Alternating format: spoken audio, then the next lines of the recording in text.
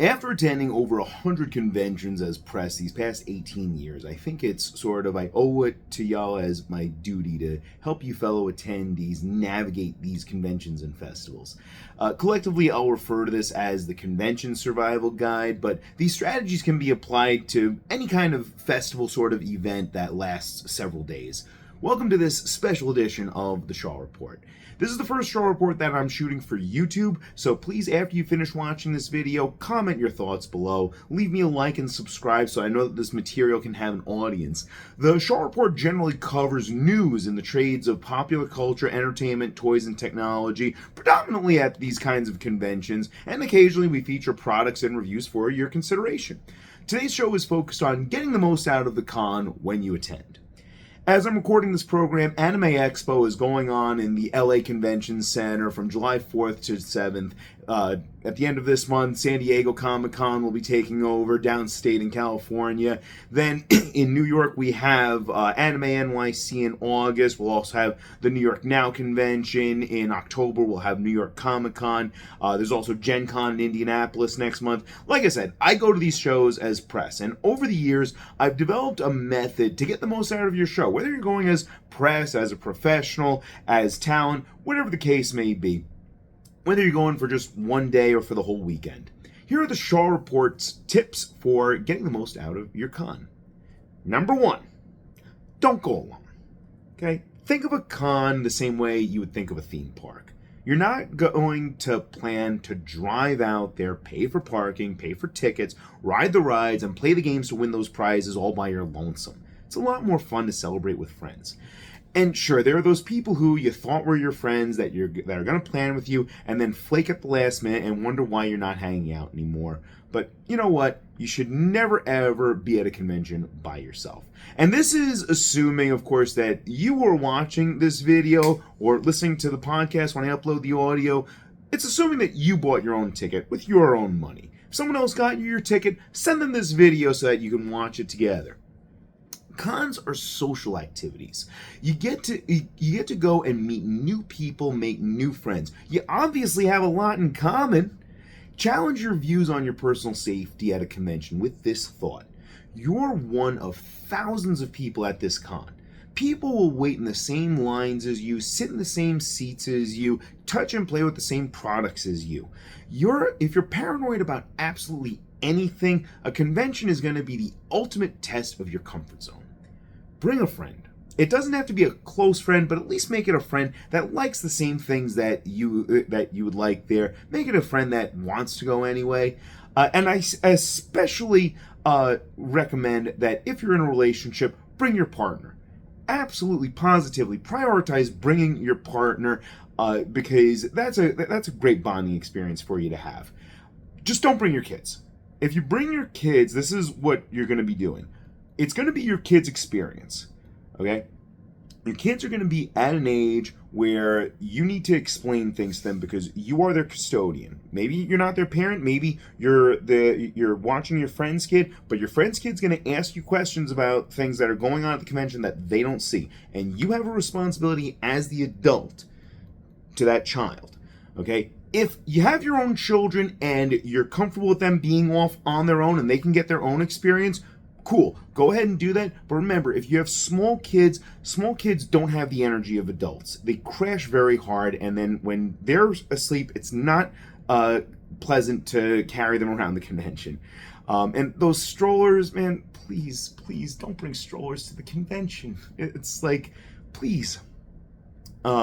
Your kids are going to take away from the experience of the adults more than they contribute to it. I promise you. They have family activities for families. Just remember that those are the family activities. Those are not the individual experiences. They're completely separate. Children are, of course, welcome at the cons. Just don't bring them if you plan to do other things.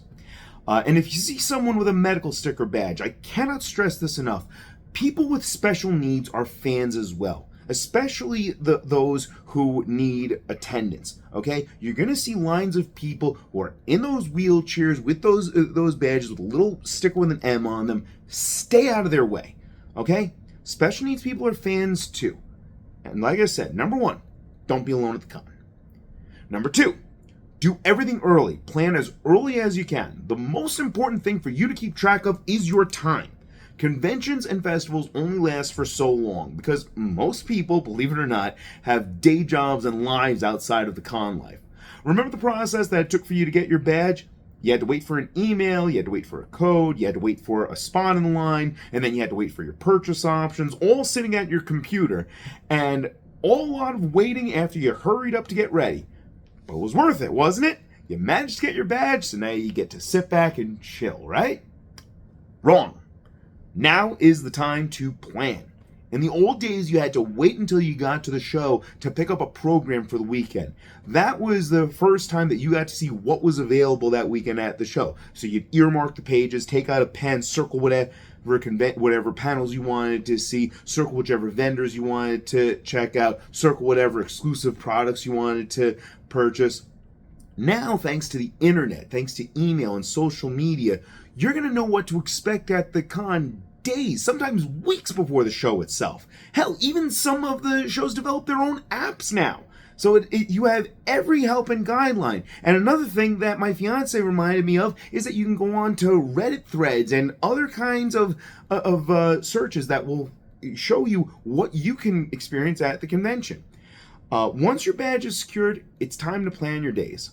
In general, these cons are open to badge-holding attendees for around 7 to 10 hours, depending on the convention center, and the day of the week. I know that for Gen Con Indy, the expo hall is open for a certain period of time, but then there's a gaming area that's open for later, and outside of that, kids will just hang around in the convention center for, I think, into the wee hours of the night. I haven't been to a Gen Con in many years, but those will go for a long time. But something like Comic-Con, the convention center, once 7 p.m. hits, out. Most cons will end at 5 o'clock on a Sunday, and the reason I'm saying that is because it's going to be a shorter day, but it's still going to cost around the same as the rest of the days. So if you think of your timing from a currency perspective, imagine you just spent $75 on a ticket. So plus taxes and fees, around $90 for, let's say it's a 9-hour day. You get there at 10, you leave at 7. You got 9 hours at the convention, okay? For a $90 ticket, about $10 an hour, okay? Think about that. A lot of streaming services are $10 a month. So for every day that you go to a con, you're sacrificing about 6 to 9 months that you could have just spent on a streaming service because you wanted to go to the con for a day. So when you think about it that way, you want to arrive early. Get your money's worth, arrive absurdly early. Better to be an hour and a half early than 10 minutes late, I promise you. Use as much of your free time as you can to ensure that you will get the most out of your paid time. When it comes to exclusive products, I don't think collectors need to hear this, but if you want the exclusive products, hop on that train early because they will sell out. Even non-exclusive products are going to sell out and go up in price if they're popular enough. Now, for those of you who want to attend as press or who are already attending as press, remember that the currency for press to get our tickets is our coverage. And I don't mean coverage like the Instagram posts that I put up. I'm talking about coverage like the interviews that I've done. I'm talking about coverage like a panel reveal that you might have seen on the evening news. That 30-second clip of just an overview shot of the convention that briefly mentions in one sentence that this company mentioned that this will come out on this date. That's enough to get most news organizations a 4-day badge. The reason for that is because they're talking about the show and they're talking about an announcement that was specially selected to be made at the show. So if you want to cover as press a show, I strongly support your decision because these cons and these vendors need actual press to cover the show. And when I say actual press, I'm not talking about, influencers, but I'm not talking about these self-serving folks that just have content creation and go as press and then they don't even get into the show, but they're still able to do a post or some coverage of the show even without a badge because they can stand right outside the convention center and talk to someone who's either an attendee or not an attendee, but that person is in an amazing cosplay. Okay, and that amazing cosplay video is going to get way more hits on the internet than the discussion about the newest product reveal. All right, so remember, Product reveals are more press than cosplayers. But cosplayers, do your thing. I'm not discouraging cosplay at all. Love you cosplayers. You make the thing go around. But for those of you that are just going to use cosplayers to up your numbers, please don't be that journalist. So plan ahead, arrive early, purchase early. Guideline number 3. Your budget is your health. And when I say health, I kind of just mean like your health bar. Like if you were to imagine a video game where as much as you are spending money, your health bar is going down. And as your health bar is going down, there's also that little timer that's ticking down. So you can be the best Super Mario Brothers player in the world. You're not playing one stage for more than 400 seconds. You can have all the money in the world. You still got to leave at 7 o'clock. You can't stay in the convention center past its closing time unless you're actively helping an exhibitor to break down their booth. Remember guideline 2. Plan early. You should always be 2 steps ahead of yourself at all times, whether your day is going to plan or not. Ask yourself these questions before you even think about what you'll do at the convention. How long will it take to get there? How am I getting there? How am I getting back? When, where, and what am I going to eat? Your experience at a con is only going to be as enjoyable as you allow it to be. If you're driving and don't account for traffic or parking, your day will take a steep dip before you even set foot in the convention center. And when you run out of money at a con, you may as well just leave. There are plenty of giveaways that happen, especially on the last days, but there's always going to be something to buy. No matter who you are, there will always be an impulse purchase, no matter the price. I watched a friend drop 12 crisp $100 bills on an autographed comic book a day before I personally bought and then quickly resold the exclusive Lego Voltron. It's one of those philosophical laws, the law of attraction, that states what you desire will come true. If you have an obscure item that you're seeking, consider the odds in your favor that you're going to find it. Even the wealthiest attendee has a limit of how much they can physically carry. For those of you that have been to cons, you know what I'm talking about. Those gigantic bags that are filled with stuff and they break very easily. And that segues us nicely into number 4. Take care of your personal well-being. If you aren't used to being on your feet for hours and hours on end, you will not enjoy conventions as much as those of us who are taking care of ourselves. Do not swindle the organizers into giving you a medical badge just so you can skip the lines. The special needs folks are fans too, and they are not buying up the last official exclusive lightsaber before everyone else gets a chance to purchase. Do not try to sympathize with the permanently disabled and the handicapped just because you got tired from walking all day. Wear sneakers that you like, sneakers that you've worn before, sneakers that you've broken in. I learned the hard way 21 years ago at a day-long event that a con is not the place to break in your newest pair of kicks. That anniversary pair of shoes from that 80s or 90s movie, leave them at home unless you're trying to sell them. For the love of God, wear soft soles that you're comfortable walking in. If you're one of these people that likes to get a pedicure and show off your toes in your flip-flops, whatever, just make sure that they're a comfy pair of flip-flops that won't fall off your feet when you're running, or they won't get caught in an escalator, okay? And you need to be comfortable walking. If you like flip-flops and sandals, power to you, but I think that they become more of a detriment if you're running around. And with that being said, bring your own reusable water bottle. Right? Plastic, metal, doesn't matter. 24 ounces, 64 ounces, 34 ounces. I don't care if it has a straw, if it's a pop top, if it twists off. You just want to make sure that you have a reusable bottle that you can refill. And the reason for that is because you're going to be in a big convention center filled with thousands of people. You will dehydrate faster than usual. Before going, look at the expo hall map on the con's website or on the app.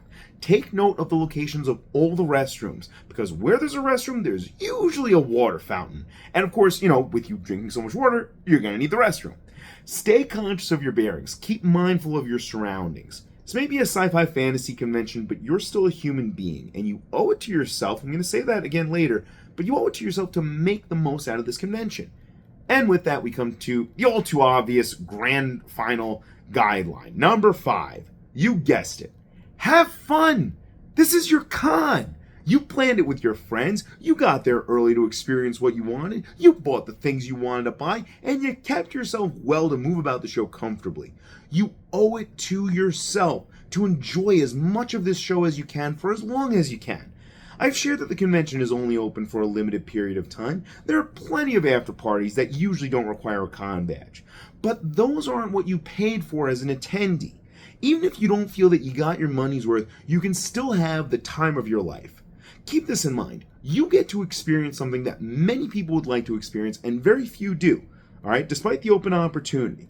If you went to the convention just because you wanted to go to this one panel of this one TV show that you like more than anything else that's being shown at the convention, and you spent that $90 ticket just for 2 hours to wait in the line for this panel and to sit for this panel, that is your con.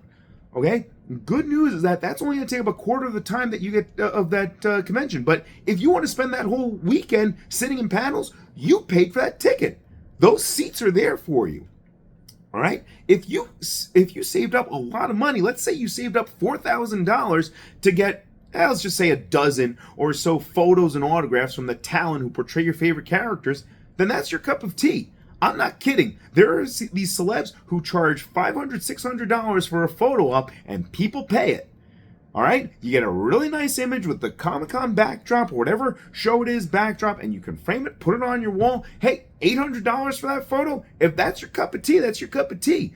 Don't get discouraged if one celeb that you wanted to meet cancels at the last minute, or because the friend that you went with ended up doing something other than what you were doing for 1 or 2 hours and then met with you afterward, okay? Just because the item you waited for 4 hours in line for sold out doesn't mean your whole convention is ruined. I'm serious about that. This is one situation where you as a paid attendee are not in a position to hate the player, and you're not in a position to hate the game, because you know the rules.